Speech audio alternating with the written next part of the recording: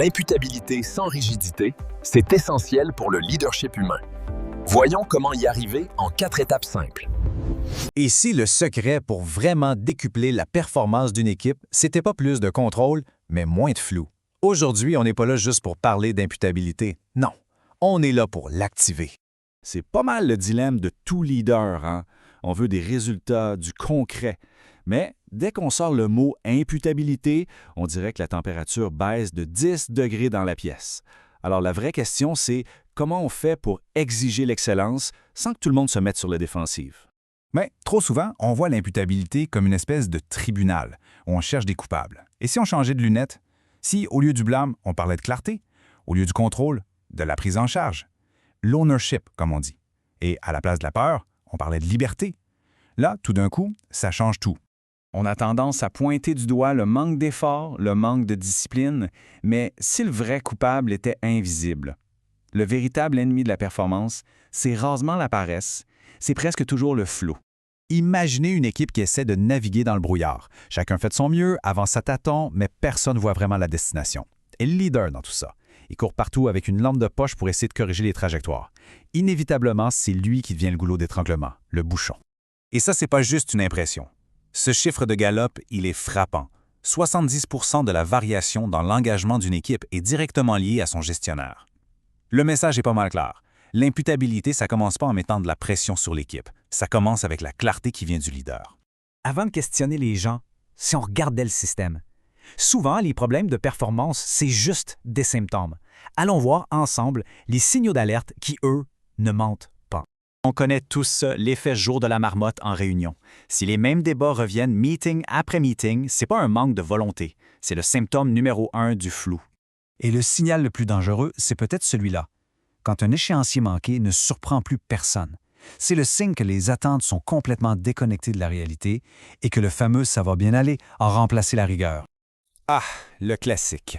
Le symptôme d'une culture qui mélange être occupé et progresser. Quand tout est prioritaire, en réalité, plus rien ne l'est. Tiens, voici un petit test qui en dit long.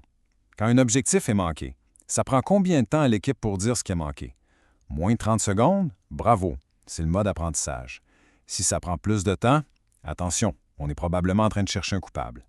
OK, assez parlé des problèmes, on passe à l'action.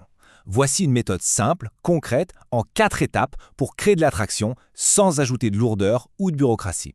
Et ça, ce n'est pas juste une liste de choses à faire, c'est un système conçu pour chasser le flou, bâtir la confiance et, au final, libérer l'équipe pour qu'elle puisse se concentrer sur ce qui compte vraiment, créer de la valeur.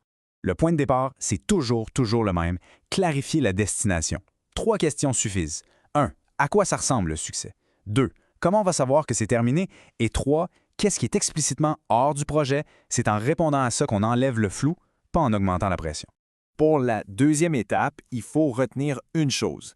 Le travail, ça peut être collaboratif, mais la responsabilité finale, jamais.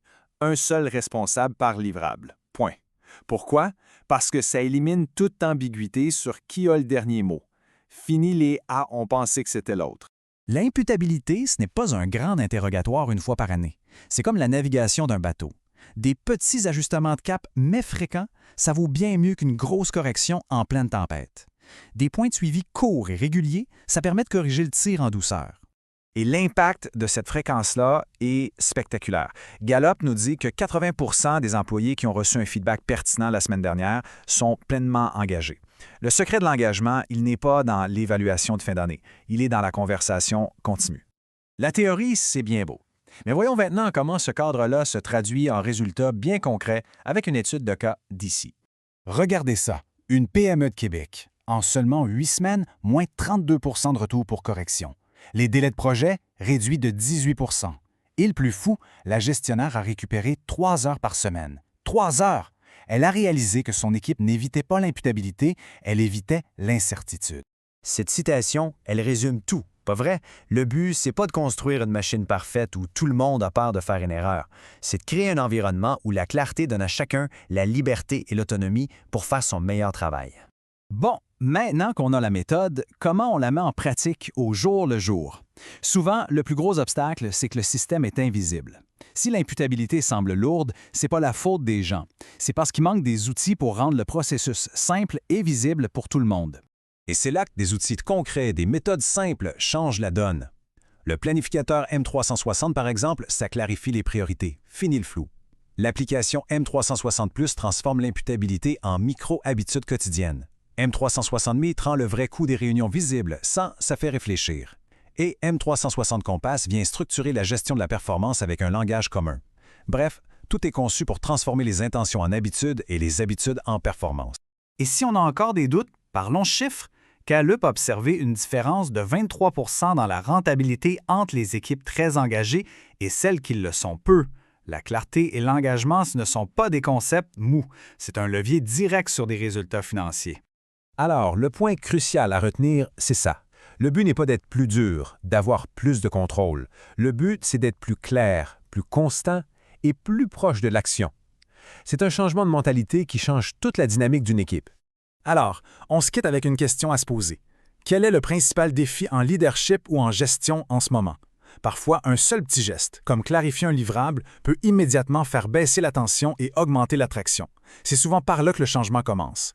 Si c'est un enjeu, sachez que des méthodes simples et un accompagnement humain orienté vers l'action, ça existe. Chez M360, on accompagne des dirigeants et des gestionnaires depuis plus de 15 ans avec un taux de satisfaction de plus de 99 %. Alors n'hésitez pas à nous contacter. M360 pour révéler le leader en chacun.